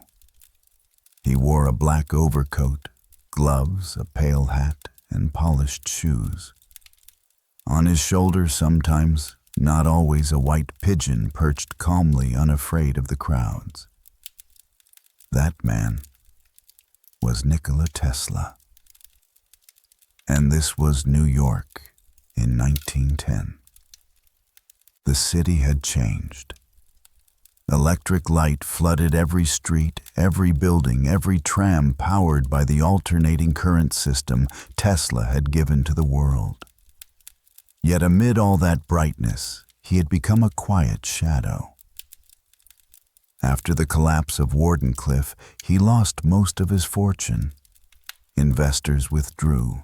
Many inventions were patented by others first. In his 50s, he lived alone in a small rented room high in the hotel with nothing but drawings, notebooks, and his pigeons.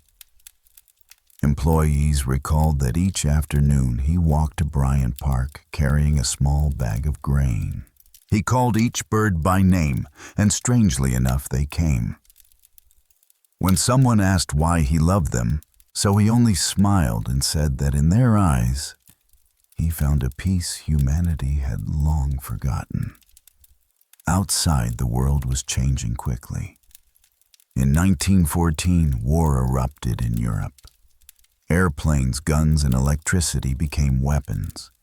Some newspapers mentioned Tesla as a man who once spoke of destructive energy beams, but he remained silent. He did not want his ideas to fuel violence. Of that period, he later said that humanity had learned to command energy, but not to command itself.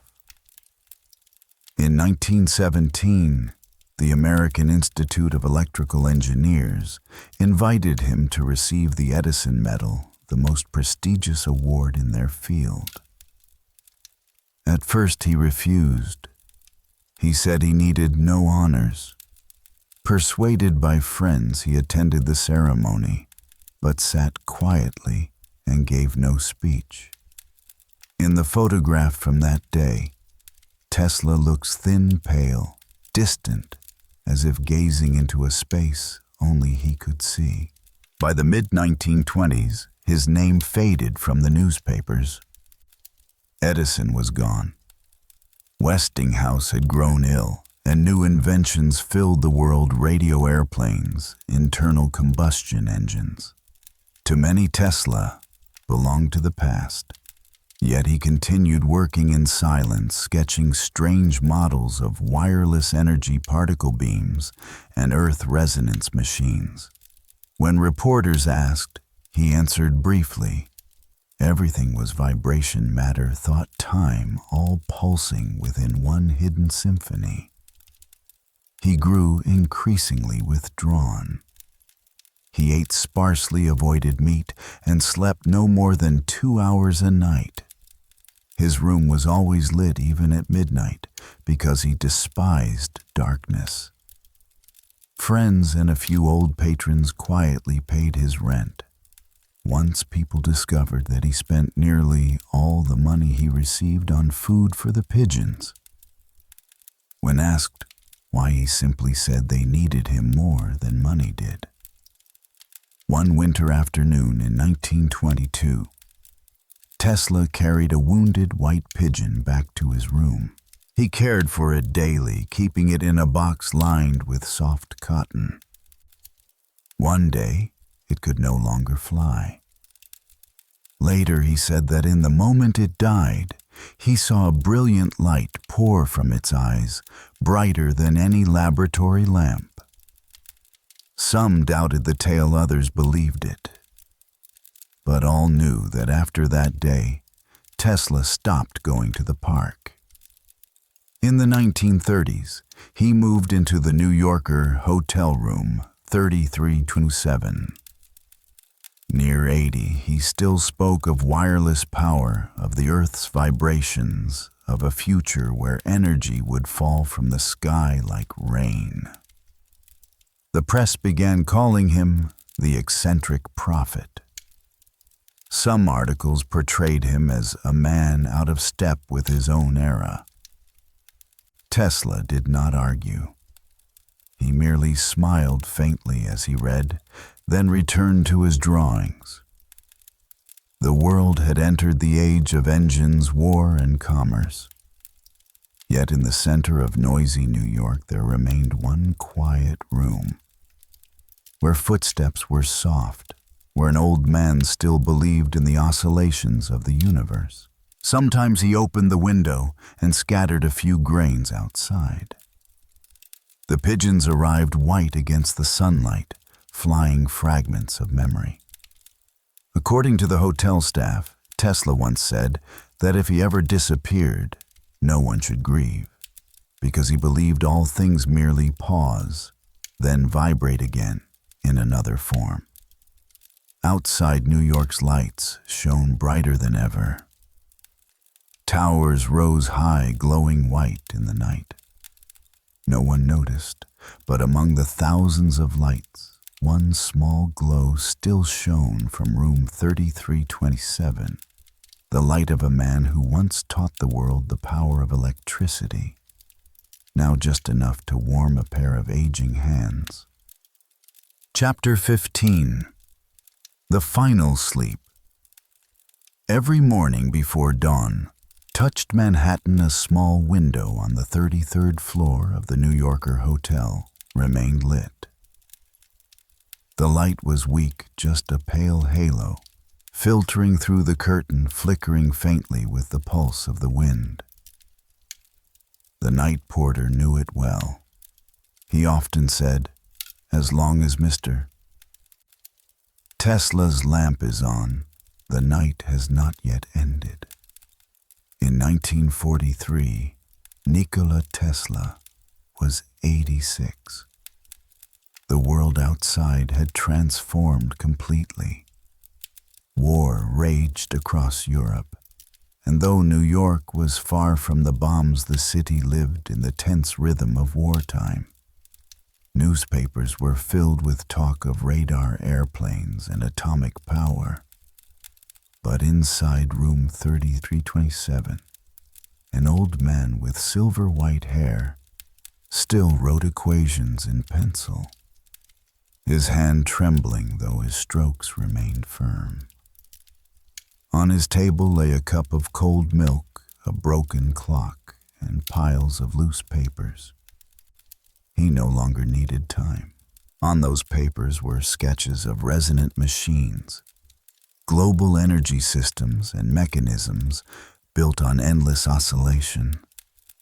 He still believed that if humanity understood the Earth's natural frequency, electricity could be everywhere, requiring no fuel, no conflict. But no one listened anymore. Tesla lived alone, spoke little, and walked slowly.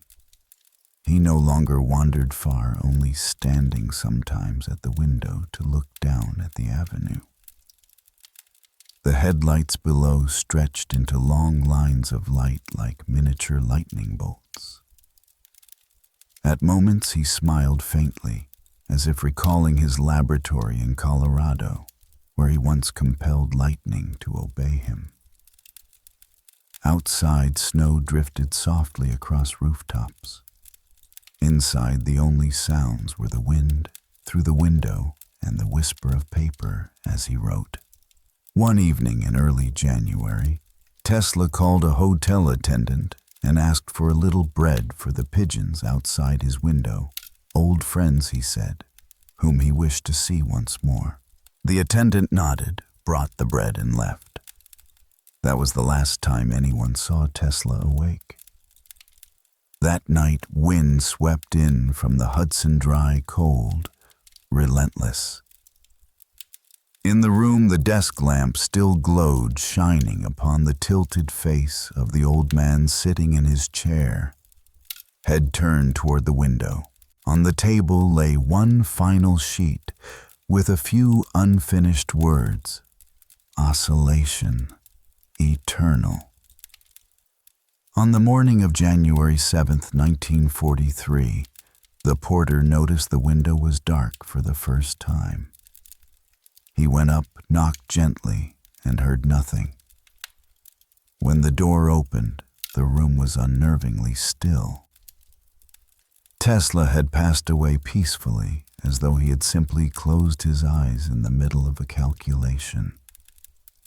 The lamp still burned, casting a soft, steady light across his face like the final breath of electricity itself.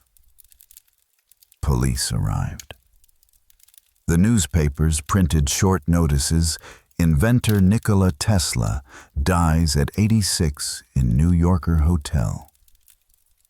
Few people paid attention. During wartime, the death of an old scientist could not compete with a roar of guns and the smoke of battle. Days later, officials from the U.S. Office of Alien Property arrived to seal room 3327. All papers, notes, sketches, designs were confiscated. Some said they held ideas far beyond their time. Others claimed they were merely the memories of a solitary genius. No one knew for certain. The room was locked. Only the pigeons still came landing on the ledge, searching for the man who once fed them.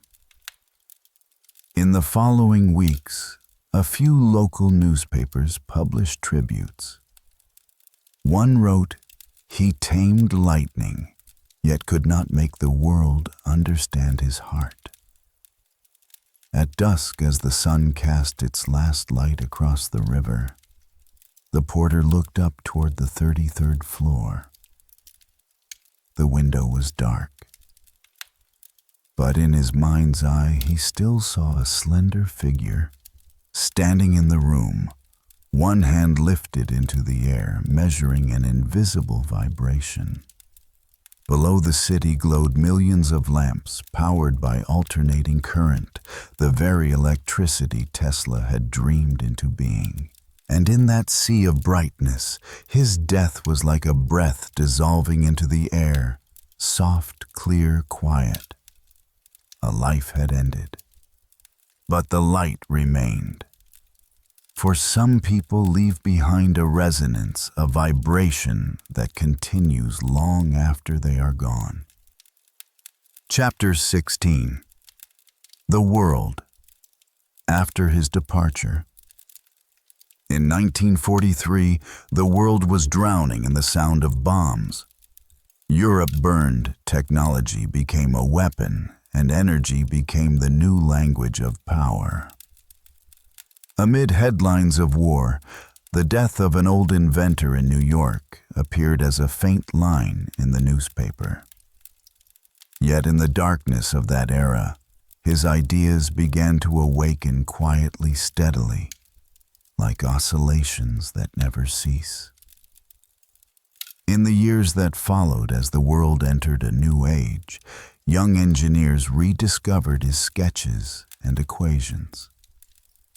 In dusty notebooks, they found the foundations of the modern world: alternating current induction motors, resonance principles, wireless transmission. The scattered fragments of Tesla's life, once ignored, assembled into a map of the future. After the war, as power stations rose across continents, people realized that every factory and city was running on AC, on the very system Tesla had been mocked for, once called dangerous and insane. No one remembered those old arguments, but the world glowed with the frequency he had brought into being. In 1946, parts of his confiscated files were declassified. Scientists read them with astonishment. In the yellowing drafts, Tesla had outlined principles of radar-directed energy and wireless communication ideas rediscovered decades later. In every sketch, one truth was clear. He had not simply been ahead of his time. He had been beyond it. By the mid-1950s, America began to honor him again. Old photos, resurfaced articles were rewritten. Universities taught his AC system and invoked his name as a symbol of pure intellect. In Yugoslavia, his homeland statues were raised, research institutes founded, and postage stamps printed. Some said the world had finally returned his name to the light. Yet even as his fame returned, Tesla was remembered not as a conqueror, but as a silent guide. Scientists, young engineers, and dreamers read him not as a textbook, but as a piece of music, because Tesla's language, more than technical, was rhythmic. In the mid-20th century, radio, television, telecommunications, and wireless power emerged. Each achievement, though not always bearing his name, carried echoes of his ideas, waves continuing from the same source. Physicists spoke of resonant oscillations, engineers of a global electromagnetic field. Quiet voices simply said he was right. In 1960, the International Unit of Magnetic Flux Density, the Tesla T, was named after him, a long-delayed tribute. A small symbol, but enough to place his name in every equation of energy and electromagnetism. Each time someone writes the letter T somewhere, his name vibrates again. In the 1980s and 1990s, technology exploded. Computers, radio networks, and global communications spread across the planet. Inventors drew inspiration from him. They spoke of Tesla as the dreamer who foresaw the internet, renewable energy, even artificial intelligence, decades before anyone else. His vision of a world where everything is vibration had become a foundation of modern physics. In the 21st century, when humanity turned toward solar, wind, and wave energy, they remembered him, the man who once said, "Earth itself was a giant generator." When the first electric car named Tesla rolled onto the roads, many thought the name was only a brand. But inside their quiet motors was an old promise: energy should be pure, silent, and unbound. More than a century has passed since he left us. The world is still restless, still fighting over energy, still shadowed by darkness. Yet every time a light switches on, every time a radio signal crosses the air, people are unknowingly touching Tesla's legacy. No monument stands taller than electric power, no gravestone shines brighter than a city of lights, and no breath lasts longer than the oscillations he left behind. Some call him a genius, some call him a dreamer. Perhaps both are true, for it is the dreamers who make the world move. Today, as humanity speaks of the future of clean energy, of harmony with nature, they continue on a path he once walked. The only difference is that now they walk it together. Amid a universe filled with signals, among billions of invisible waves, his frequency is surely still there, steady, soft, unending. If one listens not with the ear, but with the heart, they may sense it, a breath that lingers in every spark, every current, every breeze. And in the silence of the cosmos, his name endures not as a sound, but as a human frequency. Chapter 17. Tesla in Humanity's Memory.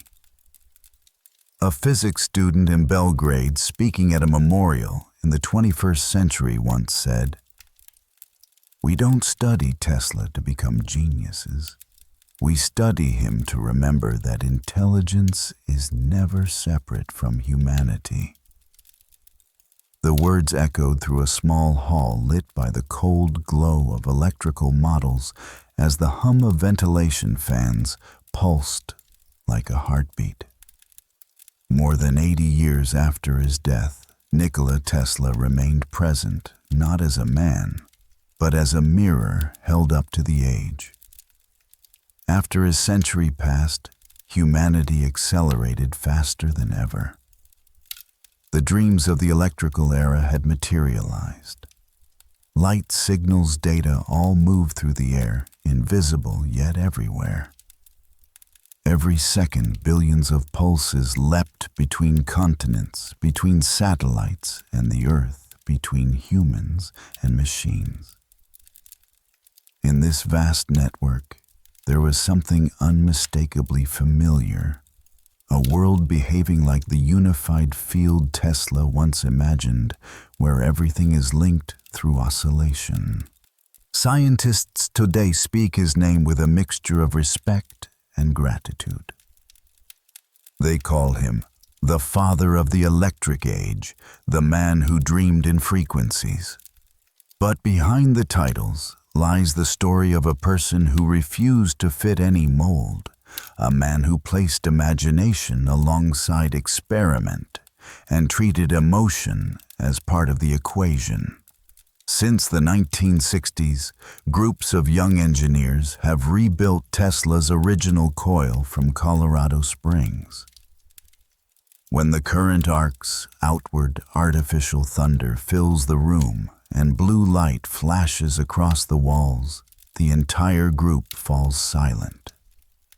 One whispers, "Now I understand why he wasn't afraid of lightning." That feeling reverence mixed with a strange kinship is how the modern world still sees him not as a saint, but as someone who touched the essence of nature with bare hands. Over the decades, film, music, and literature revived his image. The solitary man in the glow of coils, the dreamer inside storms, the forgotten figure who never disappeared. Some directors portray him as a technological prophet. Some writers as the emblem of loneliness in the machine age. In every version, Tesla remains a mirror for humanity to study itself amid progress, amid noise, amid the desire to command energy, while forgetting the stillness from which it comes. In the 21st century, his name returned to glowing signs. Silent electric cars glided along asphalt, bearing the promise of a cleaner, more intelligent future. A circle completed itself, energy returning to the quiet he once envisioned.